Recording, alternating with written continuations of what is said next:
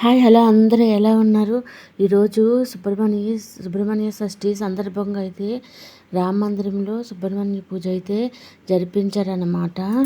ముందుగా వినాయకుడి దగ్గర అయితే పూజ చేశారు. ఏ పూజకైనా వినాయకుడికి ముందు పూజ చేస్తారు కదా, అందుకని వినాయకుడికి ముందు పూజ చేశారు. నేనైతే అన్ని దేవుడి దగ్గర అయితే దీపాలు అయితే పెట్టేసుకున్నాను అన్నమాట. ఇంకా పూజకి రెడీ చేస్తున్నాను. పంచామృతం అవన్నీనా. సుబ్రహ్మణ్య షష్ఠి అంటే ఏమిటి, పూజా విధానం అవన్నీ తెలుసుకోవాలనుకుంటున్నారా? అయితే వీడియోని అయితే చివరి వరకు చూడండి. ముందుగా మన ఛానల్ ఎవరైతే చూస్తున్నారో సబ్స్క్రైబ్ చేసుకోవడం మర్చిపోవద్దు. ఇలాంటి మరిన్ని వీడియోస్ కోసం అయితే మన ఛానల్ని సపోర్ట్ చేయండి ప్లీజ్. ఇంకా సుబ్రహ్మణ్య పూజ కోసం అయితే మేమన్నీ రెడీ చేస్తున్నాం అన్నమాట. స్వామివారికి పుష్పాలు అవి నివేదిస్తున్నారు. సుబ్రహ్మణ్య పూజ అనేది పిల్లలతో చేస్తే చాలా మంచిదన్నమాట. అందుకనే నేను కూడా మా బాబుతో అయితే చేయిస్తున్నాను. అసలు సుబ్రహ్మణ్య షష్ఠి అంటే ఏమిటంటే స్వామివారి పుట్టినరోజు అన్నమాట. సుబ్రహ్మణ్య షష్ఠి అంటారు. స్వామివారికి కనుక ఈరోజు అభిషేకం కనుక చేస్తే మనం ఏం కోరుకుంటే అవి జరుగుతుందని మన పురాణాలు అయితే చెప్తున్నాయి. మామూలుగా అయినా సరే సుబ్రహ్మణ్య స్వామిని ఆరాధిస్తే ఆరోగ్య సమస్యలు కానీ, భార్యాభర్తలు సఖ్యత లేకపోయినా, ఎలాంటి కుజదోషాలు ఉన్నా, కాలసర్ప దోషాలు ఉన్నా, నాగదోషాలు ఉన్నా ఈ స్వామివారిని పూజిస్తే గనక అవన్నీ తొలగిపోతాయని మన పండితులు అయితే చెప్తున్నారు. మీలో చాలామంది పూజలు చేసి అలసిపోతుంటారు కదా, అసలు ఏమీ అవ్వట్లేదు, ఏమి అనుకున్నా జరగట్లేదని. ఇలా ఈ సుబ్రహ్మణ్య స్వామిని కనుక మనం పూజిస్తే తప్పకుండా ఫలితం అనేది ఉంటుంది. కుజదోషం ఉన్నవారు కనుక సుబ్రహ్మణ్య స్వామిని ఆరాధిస్తే మంచి ఫలితం అనేది ఉంటుందన్నమాట. మేమైతే సుబ్రహ్మణ్య స్వామికి పంచామృతంతో అయితే పూజ చేస్తున్నాము. సుబ్రహ్మణ్య స్వామి వారికి ఎరుపు రంగు పుష్పాలన్నా, అలాగే ఎరుపు రంగు ప్రసాదం అన్నా చాలా ఇష్టం అన్నమాట. అదే ధాన్యం పళ్ళు పిక్కలు అండ్ ఖర్జూరం అయినా, లేకపోతే కందిపప్పుతో చేసిన ఏ ప్రసాదమైనా సరే సుబ్రహ్మణ్య స్వామి వారికి చాలా ఇష్టం అన్నమాట. మేమైతే ఒక్కొక్కరమే ఇలా పూజ అయితే చేస్తున్నాం పంచామృతంతో.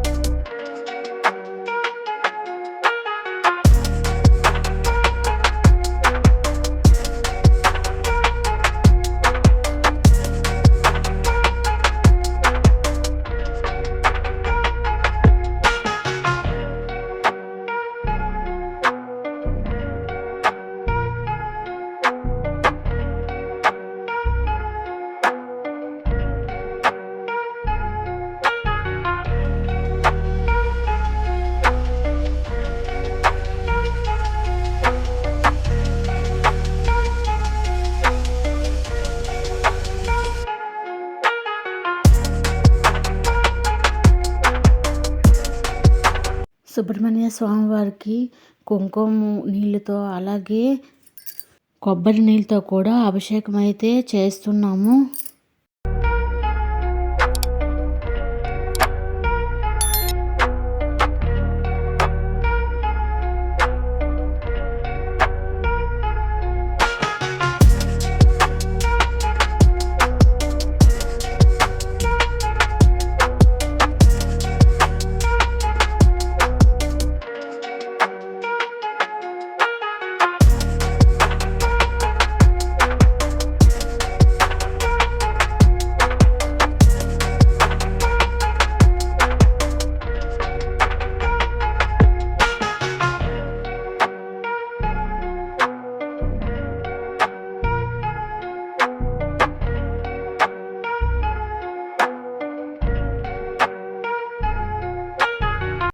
అభిషేకాలన్నీ అయిపోయి పంచామృతంతో అలాగే కుంకుమ నీళ్ళతో కొబ్బరి నీళ్ళతో అభిషేకాలన్నీ అయిపోయాయి అన్నమాట.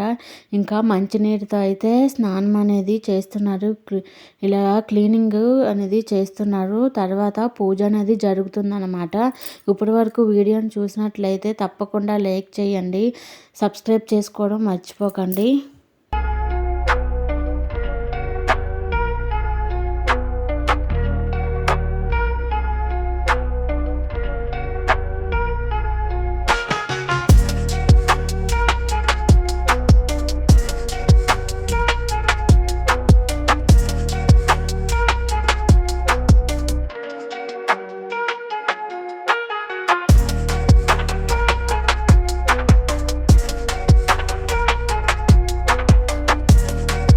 స్వామివారికి అభిషేకాలన్నీ అయిపోయాయి కదా, స్నానం ఇంకా అయిపోయింది. ఇప్పుడైతే వస్త్రాలు ఇంకా ధరింపచేశారు. అలాగే పువ్వులతో అలంకరించారన్నమాట. రెడ్ కలర్ పువ్వులు చూస్తున్నారు కదా, పువ్వులతో అయితే అలంకరించారు. ఇంకా పూజ స్టార్ట్ అవుతుంది. తప్పకుండా చూడండి లాస్ట్ వరకు, ఎక్కడ స్కిప్ చేయకుండా వీడియోని. ఆ సుబ్రహ్మణ్య స్వామి వారి ఆశీస్సులు అందరి మీద ఉండాలని మనస్ఫూర్తిగా కోరుకుంటున్నాను. ఇంకా పిల్లలైతే రెడ్ కలర్ అక్షింతలతో అయితే చేస్తున్నారు పూజ, చూస్తున్నారు కదా.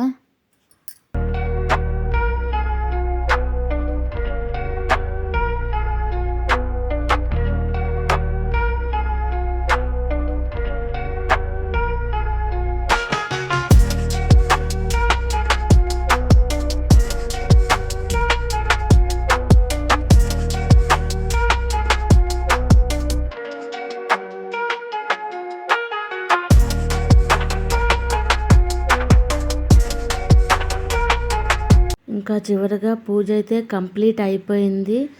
అన్ని ప్రసాదాలు మొత్తం నైవేద్యాలు అన్నీ పెట్టేశాము. చూస్తున్నారు కదా స్వామివారు ఎంత నిండుగా కనిపిస్తున్నారో.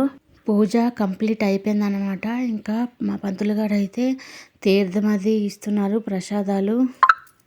నా వీడియో కనుక నచ్చినట్లయితే లైక్ చేసి కామెంట్ పెట్టండి. ఇలాంటి మరిన్ని వీడియోస్ కోసం మన ఛానల్ అయితే సబ్స్క్రైబ్ చేసుకోవడం మర్చిపోవద్దు. నవ్వుతూ ఉండండి, హ్యాపీగా ఉండండి. Thank you for watching.